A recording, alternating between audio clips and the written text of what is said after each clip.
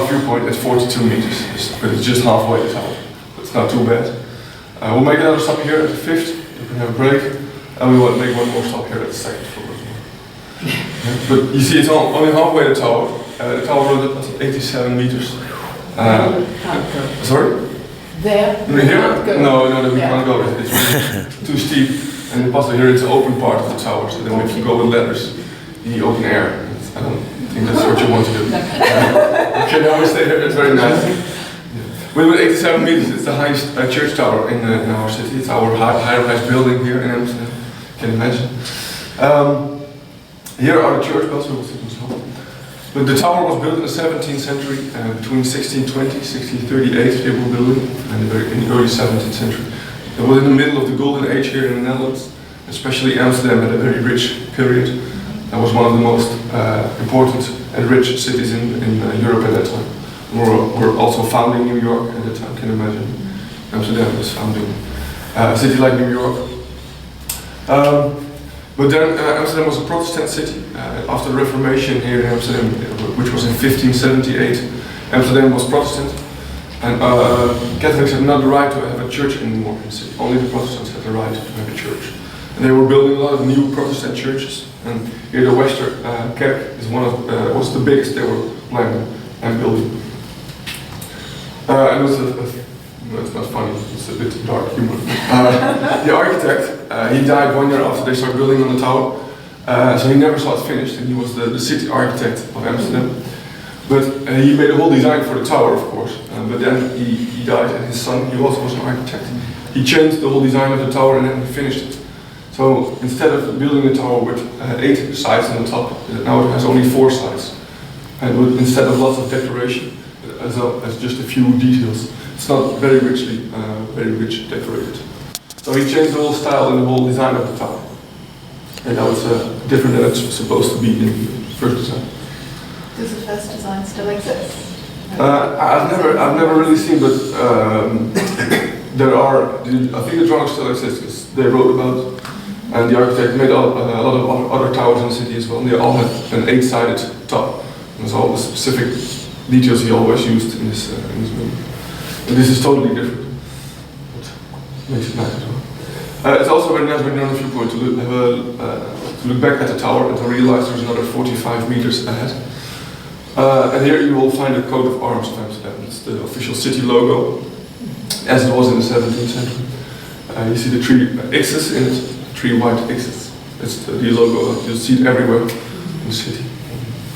And on top there is a big blue crown, which is on the top of the tower, a shiny blue crown. It became a symbol of power and wealth for Amsterdam in the 17th century, because it was on the highest point in the city.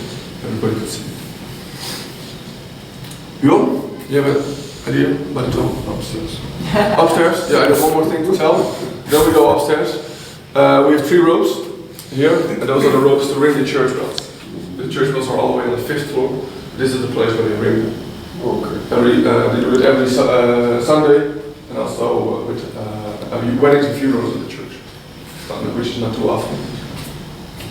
Well, alright. Let's go to the 2nd.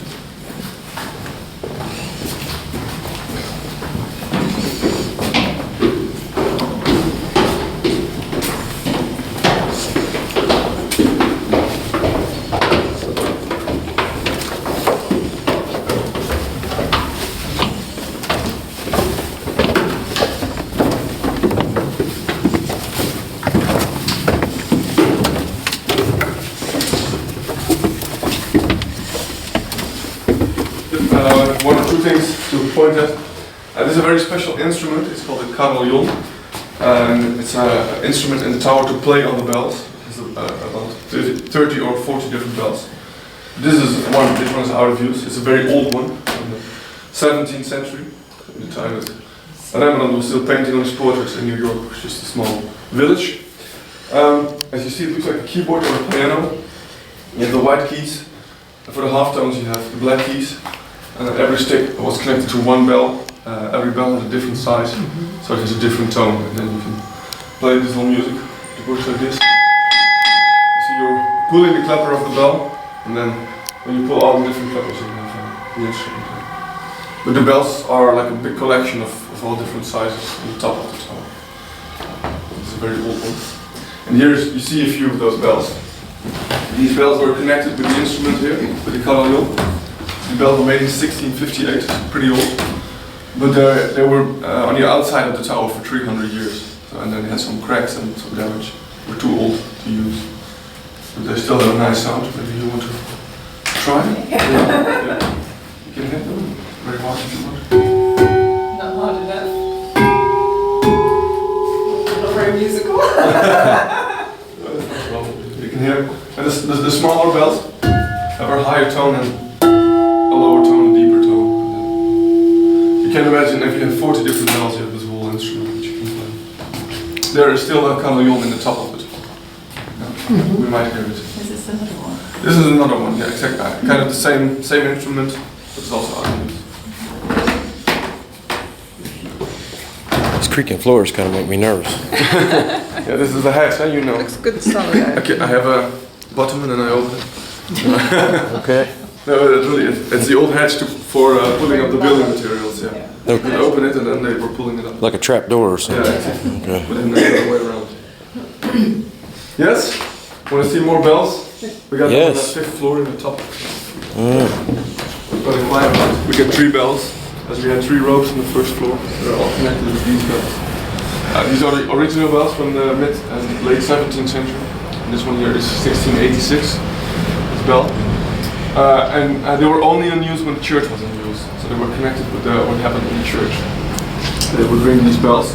The only way to ring them was by hand. It was a tradition to ring the bells by hand. During service or also with weddings and funerals, you have to ring the bells by hand. And they still do that. One of the ropes is this cable here. It goes all the way back to the 1st floor. You can see when I pull it. Oh my God. So it slowly starts to move. Just down in the first floor, or Yeah. where you? Yeah, on the 1st floor. Yeah? Oh, yeah. Because the sound is very loud as well. So you don't want to be No. ringing the And bells. it's a machine or? No, it's by hand. by hand. Yeah, by hand. Wow. Yeah, it's the only way. Somebody's got a strong grip. Yeah, it's really difficult, and especially when you play a melody with the 3 different bells, you can Wow. play different melodies. You will have Yeah. arms like- I can't do this all day. Now you have to mention this bell is 3,100 kilograms, more than 3 tons. Maybe I should stand there. Reminds you, Yeah, this won't help. It's like, reminds you like the Liberty Bell. yeah, how heavy is that one? The conversion between kilograms and weight, but I think it was like 2,100 Yeah. pounds. But yeah, I have to mention, there's another bell in the tower, which is more than 2 times the size of this one. It's on the very top, and it's connected to the clock. Oh my God. 7,500 kilograms.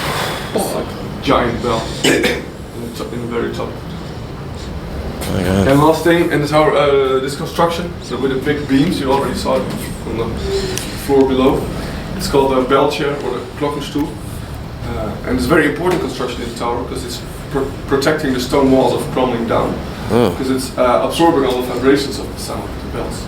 And when you ring 3 bells at the same time in a relatively small space as this, it gives a lot of vibrations, and all those vibrations are absorbed by this wooden construction. But wood is a bit flexible and stone is not. So that protects it. And presumably there were bells up here when it was first put up as well. Sorry? The bells were here from when the building was first put up, was it? Yeah. But they changed the way of hanging the bells. Just first they were ringing the bells with a swinging clapper. You were swinging the clapper to the bell side. But then in 1900 they changed it with a big wheel, and then they swing the bell instead of the clapper. So now it's called falling clapper. But when you read the Anne Frank diary, Yeah. she said the bells went quiet. They got rid of them during World War II. No, she could hear them. She loved. She wrote about it, but she maybe one day they would not run. Right. But she loved the sound of the bells. Right. She was living here on the corner.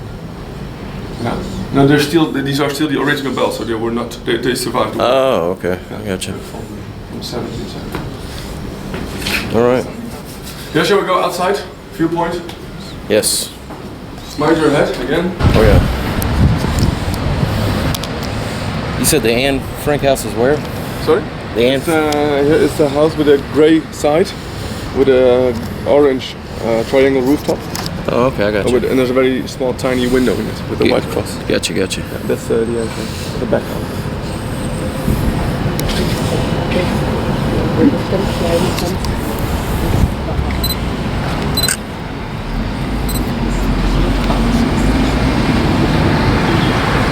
Da ist doch eine Wand, wo ein ganz kleines Fenster. That's beautiful.